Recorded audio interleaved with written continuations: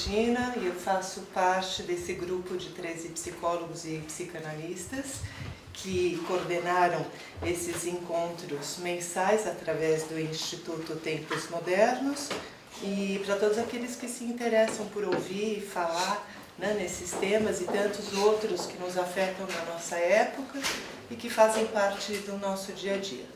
O Instituto Tempos Modernos foi fundado em 1996, boa noite, e ele tem como objetivo a transmissão da psicanálise através de palestras, de encontros como o nosso de hoje, através de grupos de estudos e de jornadas. Em relação aos atendimentos clínicos, para quem venha se interessar por eles, cada profissional tem seu consultório, os contatos podem ser feitos diretamente. E as depressões será o nosso primeiro tema dos encontros programados para esse ano de 2013 e será apresentado pela psicanalista Susana Amália Palácios, que é presidente do Instituto Tempos Modernos, e por Andreneide Dantas, que é psicóloga e psicanalista, diretora da Clínica de Escuta Analítica. Nos últimos anos, o diagnóstico de depressão aumentou exageradamente. Somente no Brasil, a gente está falando, segundo os dados da Organização Mundial de Saúde, de mais de 15 milhões de deprimidos. Tá? Existem controvérsias quanto a esse número. A gente encontra 25 milhões, 30 milhões, 38 milhões, que é um absurdo, é um exagero, né? Incluindo um grande número de crianças e adolescentes que estão tomando medicação. Diagnóstico de depressão é também considerada a maior causa de licenças no trabalho e a maior causa de incapacitação no mundo. Então não é somente no Brasil. Portanto, ela é nomeada como o mal do século. E as previsões são igualmente negativas, porque, segundo, novamente, dados da Organização Mundial de Saúde, se nada mudar, em 2030 vai ser o mal que mais vai acometer as pessoas no mundo. Vai ser considerada o que mais vai matar as pessoas, mais do que o infarto. Podemos então nos perguntar, o que aconteceu? Estamos mais depressivos do que antes ou estamos diagnosticando mais? Se a resposta for a segunda, nos perguntamos o porquê. Por que estamos diagnosticando mais? A quem interessa? O que desencadeia esse transtorno? São questões biológicas? São questões culturais? São questões simbólicas? Então, o que a gente propõe aqui, depois da nossa apresentação, é um debate a respeito desse assunto. Quem nunca se perguntou se estava deprimido ou depressivo? Quem de vocês não conhece alguém, um familiar, um amigo, um vizinho, um colega da faculdade, um colega da academia, alguém no ponto do ônibus, no metrô, que não fale desse assunto, né? Que tem algum parente com esse diagnóstico?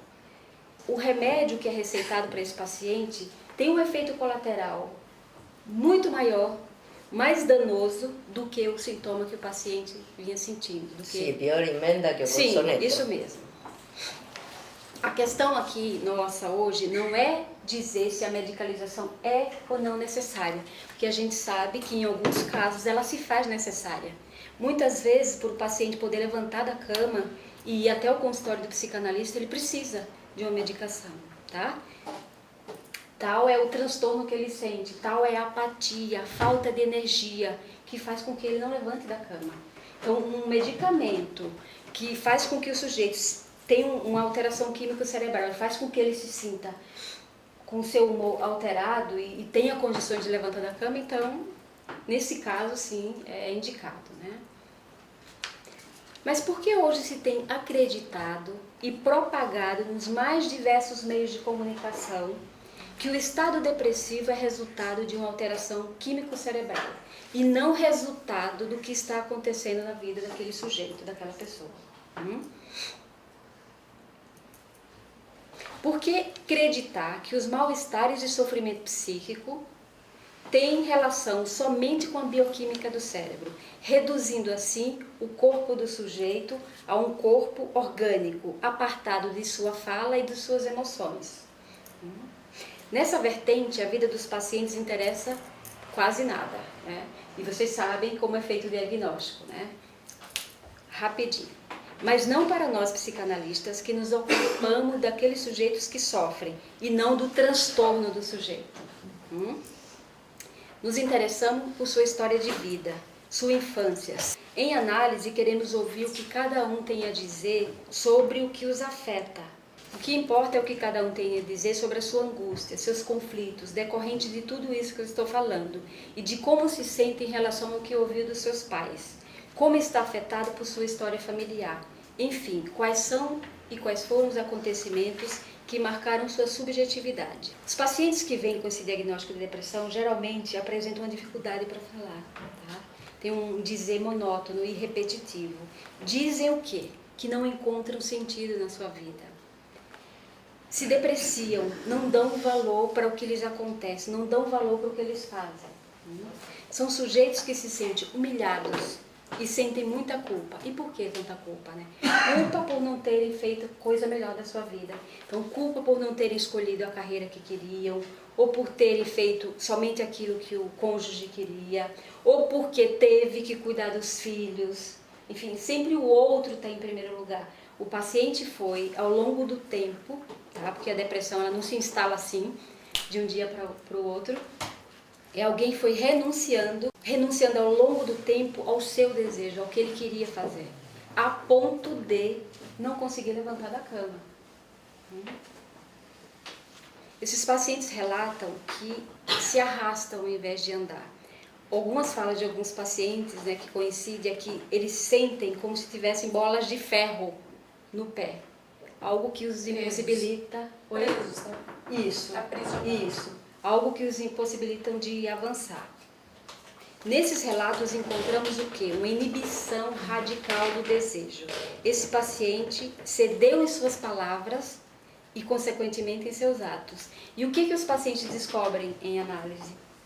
Que falar não é sem consequências. Que dizer uma palavra ou dizer outra tem efeitos diferentes. Tá? Porque quando alguém escolhe uma, vai deixar de falar outra. E tem consequência proporcional àquilo que ele disse. Então, o que acontece muitas vezes com os pacientes que falam que estão bem mal? Escutaram? Bem mal? Então, como assim? Se estão mal, como que estão bem? E aí o paciente aprende, né, na própria análise que falar tem consequência. Em outras palavras, os sujeitos diagnosticados de depressivos não investem energia libidinal em seus projetos, em seu desejo. Em vez disso, contabilizam perdas. É o filho que saiu de casa, é o marido, enfim, que se interessou por outra, é o trabalho que tinha, que era mais importante o anterior do que o atual, é a sua adolescência que foi muito importante, é a sua infância, enfim, sempre o tempo que passou e não o tempo presente. Antes é um estado onde o sujeito se sente esvaziado de desejo. Muitos pacientes falam que eles são esvaídos de desejo, sentem como se a energia realmente fosse embora. Sabemos que as palavras podem ter vários efeitos. Elas podem ser estimulantes, sedativas, excitantes ou mortificantes. E no caso da depressão, se encontra nessa última categoria a palavra para o depressivo. É verdade que muitos, amparados pelo saber médico e científico, procuram a causa do que sentem somente no âmbito orgânico, acreditando que seus males têm a ver somente com uma falha, como a gente disse antes, com a diminuição desses neurotransmissores nos cérebros. Mas aqueles que empreendem uma análise descobrem que seu corpo não responde somente ao biológico, e sim ao significante, às palavras. Essas pessoas, esses analisandos, se dão conta de que o que sentem reflete em seu comportamento, que falar traz consequências, e dependendo, como eu disse antes, pode ser positiva ou negativa. Esses pacientes descobrem que têm um inconsciente e são afetados por ele. E aos poucos vão saindo de uma monotonia das palavras e vão se reerguendo em relação ao que dizem. Fazem associações entre o que lhe aconteceu antes e o que acontece agora. Assim, revelam os significantes que marcaram sua história e dessa forma recuperam seu desejo de viver, pois passam a se dar conta de que são falantes e não marionetes manipulados pelo destino. Tornam-se donos de suas palavras e responsáveis por seu desejo, e muitos nunca tomaram um comprimido de antidepressivo. É isso que eu preparei. Se algo que nós podemos dizer é que no campo do patológico, de aquilo que chamamos saúde mental, há um termo que é justamente o que nos ocupa, que é o termo depressão, que tem a função neste campo a mesma que tem os coringas no baralho. Serve para tudo. Se le pode dar qualquer valor. Agora, quando se le dá qualquer valor neste sentido, podemos dizer que o que se deixa de lado é a singularidade dele ao que se lo está diagnosticando, marcando, clasificando, evaluando como tal, verdade? Mas se algo que nós podemos dizer a respeito é que cada vez que se batiza alguém con o termo de deprimido ou con depressão, non faz outra coisa máis que rexeitalo como suxeito. Si rotulando de deprimido ou con depressão se rexeita o propio de cada un, non por iso este termo deixa de estar socialmente aceito, socialmente acreditado. E máis, acreditado quase científicamente ou ao nivel da fe religiosa. E nós sabemos o peso que ten para cualquier un de nós a instituición que é a opinión pública. Pero sí é certo, con ese termo, hoxe a maioría das persoas ten a posibilidade de dizer algo en relación ao que le acontece a respeito de seu malestar no mundo, de seu mal viver no mundo. Pois ben, nomeando así un fato social, e digo que é un fato social porque estamos falando hoxe xa de epidemia, verdade? Se banaliza o mal, deixando para trás, ou seja, na ignorancia, as causas primeras e primordiais, que angustian ou entristecen a cada un. E ao mesmo tempo, se quer ignorar os efeitos e as consecuencias dos dois discursos que hoxe nos comandan no Occidente. E me refiro ao discurso científico e ao discurso do capitalismo. É un fato que nosa época xera deprimidos. Como sería diferente, tendo en conta a queda da maioría dos semblantes da tradición que antes nos orientaba? Como non habería realmente ou non estarían en xogo estes estados epidémicamente falando, verdade? Cuando podemos dizer que aquilo ao cual se le otorgaba autoridade e por ende posibilitaba o respeito ten desaparecido, sin referencias, carente dos valores que antes nos orientaban, sin poder darle a vida un sentido. As persoas como fican, xente, e non hai necesidade de ser psicanalista para dizer isto, verdade? Fican no desamparo, quer dizer, desampamos sob novos imperativos. E cando cambian os imperativos, cambia a realidade. Por tanto, os imperativos que exixen o deber ou a obrigación que están exigindo os imperativos, cambian a subjetividade. Temos que facer o que Freud fez en súa época, e Lacan na súa. Como homem de súa época, Freud se rebelou contra todos os ideais que tiñan como que estaban a alcanzar a privación dos gozos. Plena época victoriana, verdade? E foi un homem de súa época. Pois ben, nós tamén. Hoxe nos toca exactamente o mesmo ponto.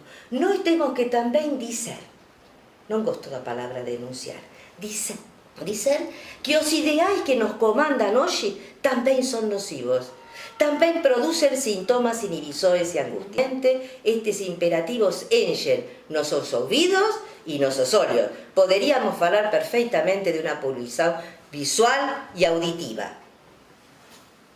Segundo estes imperativos, há que ter éxito, há que triunfar e, por que non, alcanzar os 15 minutos de celebridade.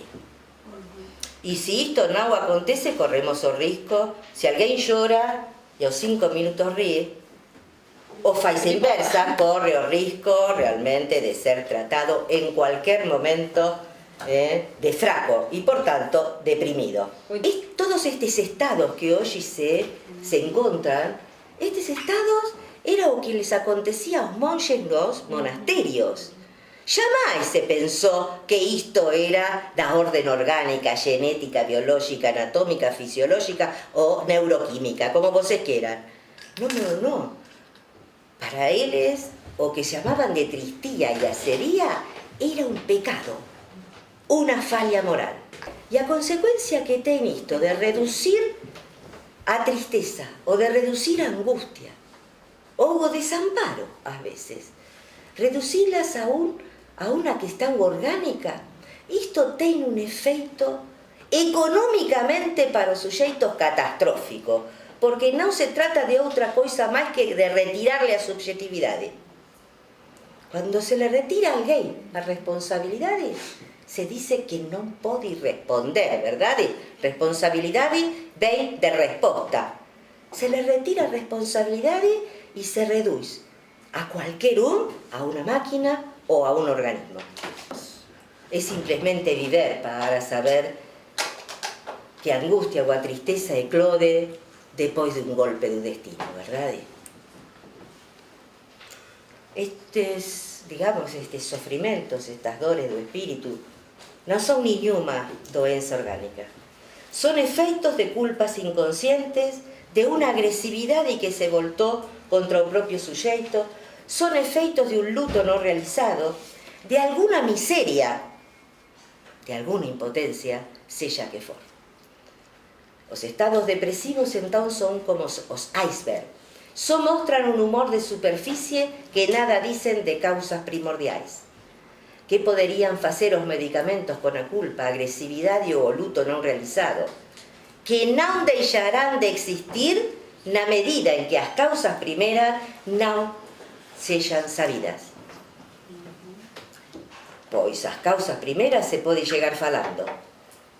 E é justamente a fala o que os medicamentos amordazan, o que deixa mudo os sintomas, embora, e todos sabemos que é así, anestesien, adormezcan, e en este sentido deixen ao suxeito en un letargo. Por termos vivido, todos nós sabemos que as palabras nos afectan. Non somente en noso humor, mas en nosas ações tamén, verdade? E eu vou ir un pouco máis longe, dicendo que as palabras funcionan como virus. As palabras son bacterias, as palabras son venenos, pero tamén poden ser antivirus, antibacteriais e tamén poden ser antídotos. Lacan chegou a máis, a dizer que a palabra era un cancro.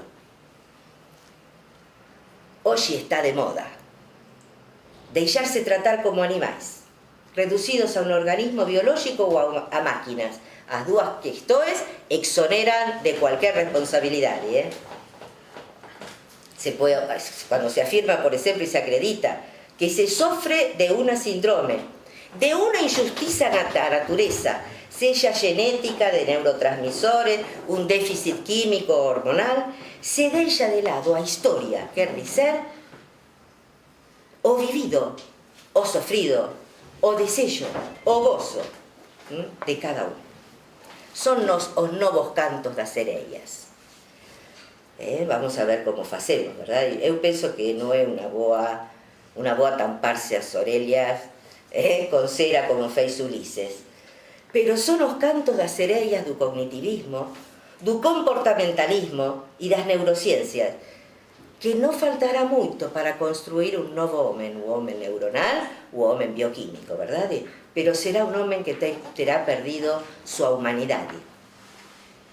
Pois ben, na clínica psicanalítica non tratamos deprimidos, tratamos con os falantes, porque os falantes son efeitos de linguaxe. E pela linguaxe e pela lingua, operamos sobre un ser e un corpo que están traballados pela linguaxe e la lingua. Non a ser por fora da